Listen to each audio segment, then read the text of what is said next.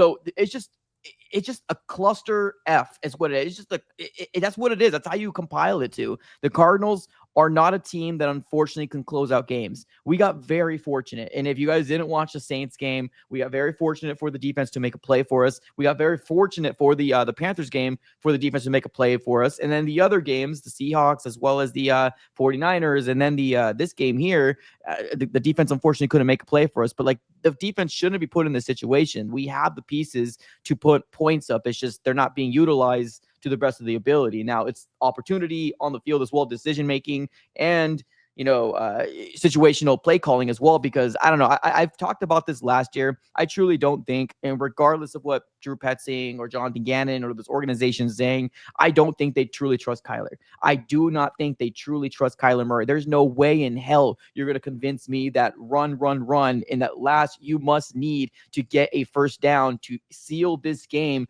to potentially close it out in a 2-point win, which it will suck, right? There's a lot of things to talk about, but we'll take a win, right? But the run was very, very dumb. And I mean that very last drive when the Cardinals absolutely needed a first down, and they didn't. They went the conservative approach. Now, there is a lot of question marks going into 2026. Some people think that this is the ceiling of what the Cardinals can potentially accomplish. They have the pieces on the defensive side of the ball to win games. Offensively, we got the weapons to win games. It's just they can't close out games. They don't know how to do it. I don't know why they release their foot off the pedal.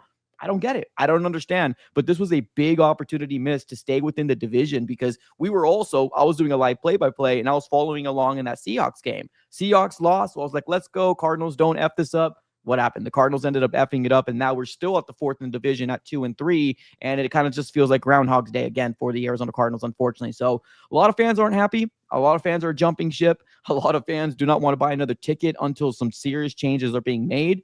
I don't expect any serious changes to be made until the bye week. So we got 2 more games. We got the next. Oh, the Colts. Not easy. We got the Packers. But after those 2 games, we got our bye week after that. So if Drew Petzing cannot figure it out in those 2 weeks, he's basically playing for his job. Now, I don't think it's fully on Petzing, but it's easier to get rid of an OC as opposed to a quarterback midseason. And I'm not even going to talk about the mysterious foot injury from Kyler Murray. What the heck was that? He got a head doink, and then he left the game for 2 drives. Jacoby Brissett comes in here, and unfortunately, Tip Ryman gets hurt in that second play. It was enough for Tip Ryman to get put on the cart. Kyler Murray comes back, and it just was a weird situation, man. At one point, I'm like, did Kyler get benched? I don't know. Jonathan Gannon just punched the living hell out of one of his players, and not literally just on the chest. But look, it's just, I don't know what's happening. I don't think they know what's happening right now. So not a lot of confidence amongst the Bird Gang right now. There's a lot of question marks, and it's very unfortunate. This was supposed to be a year for year 3, and taking that next step. And unfortunately, I feel like we're regressing. You mentioned that this loss is one that sort of unraveled the fan base. I got to ask, this is about as demoralizing of a loss as you can suffer. How concerned are you that this is one of those losses? Like, I look back to last year where the Bears lose to the Commanders on a Hail Mary. They lost 8 straight games after that. They could just never recover. How concerned are you that this is one of those games that not only unravels the fan base, but maybe unravels the locker room? Very, very concerning. Absolutely. Yeah, this is definitely something where it's going to affect more than, it's something mentally that can definitely break a locker room. Let's be real. The Cardinals are not a organization that has built and established a culture of winning. We have it. We like what Jonathan Gannon is, brought in, with the exception of the pew, pew, pew. But we like what he brought in terms of like trying to change the culture around. But culture is only sustainable by winning. If you're not winning, then it's going to unravel really, really quickly. So, I am worried 100%. We have a tough stretch coming our way. I mentioned before, we got the Colts, Denny Dimes or Indiana Jones now is playing out of his mind right now. We also got the Packers. And then after that, we got the Cowboys, which they don't have a good defense, but they put up points up. That's one thing the Cardinals can't do is we can't put up points up. So we might find ourselves in the blink of an eye at potentially 2-5, 2-6. And at that point, all downhill from there. Helmet doink, Mike, like a crossbar? Straight in the forehead, man. Straight in the forehead. Those are the face masks. Oh, no, I saw it. I just love your term for it. Yeah. It's the term that I know. It's just that. How did it take him out the way that it did, though? It took him out. I watched it on all 22. I rewatched this film multiple times, and I was like, how the hell does his leg get hurt? And then people were like, he should have jumped on it. I truly think that football dazed him. I think he was like, I think he got concussed, man. The little tip came through the helmet and got him right through the little hole in the helmet. Legit. And like he went back, like a little torpedo. And they pulled him out. And the funny thing is, I'm not sure. So you guys didn't probably watch the game, but during the game, you see Kyler Murray walking away. First, he was in the tent, in the blue tent. Then they start taking him out to the locker room. But the moment then he was walking away and the camera was following him, I saw the Cardinals were going to get the ball back.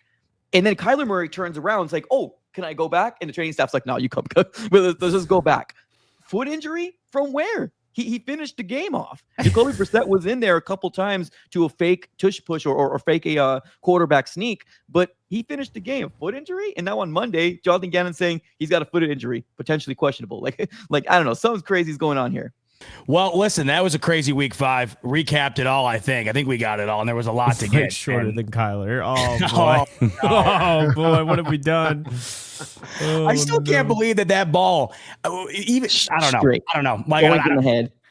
God bless you. I hope he got some sleep after that. I just don't know. Did Gannon actually hit him? Really? Did he really hit him? Come on. I mean, like, this is the softest stuff, and he's getting fined for it. Give me a break. I agree. Don't drop the ball. The guy's lucky he doesn't get. We don't have like corporal punishment for those guys when they do that stuff, walking to the sideline. He's got pads on, ladies and gentlemen. He's got pads on. He hits him in the chest. It's not like he hits him in the face. He hits him in the chest. So I don't know. It's the Cardinals that find him. It's not the NFL that find him. It's the Cardinals that find him. What do you guys think Bill Walsh would have done, or Bill Parcells would have done back in the day? You know, if one of the Giants had done that, I mean, that would have been the least of, It's Amari DeMarcado. Like, dude, you could get cut tomorrow. Yeah. Brother. And it just happened a week ago. We had some other dude do it just like 2 weeks ago. Yeah. Gannon was in the center of the room a week ago, putting up that cut up from that play 2 weeks ago, going, just one more reminder, boys. I know we cover this during training camp every year. You get through the end zone before you let go of the ball. Zach Taylor says names and logos. Well, the Rams live by that.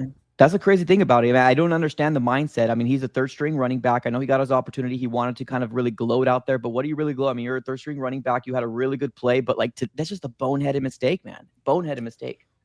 I don't care if you're Deion Sanders. I don't understand how the hell these guys drop the ball before getting to the goal line. It makes absolutely no sense. It kills me. And like you mentioned, Brandon, this is now 2 weeks in a row. This should happen once a decade. And they're playing each other. What are the odds of that? Maybe it'll happen again. Oh my God. God, maybe that's I might mandate as a coach, every one of my players flips the ball to the referee at this point. I might almost be that, because if I was Gannon, I would have taken in that guy's helmet and probably twisted it back around on his head as he was wearing it. Because imagine you say that to the player, something like that. I mean, that's one of those things. Huh? The Geno Smith meme. Then you run, you twist and run.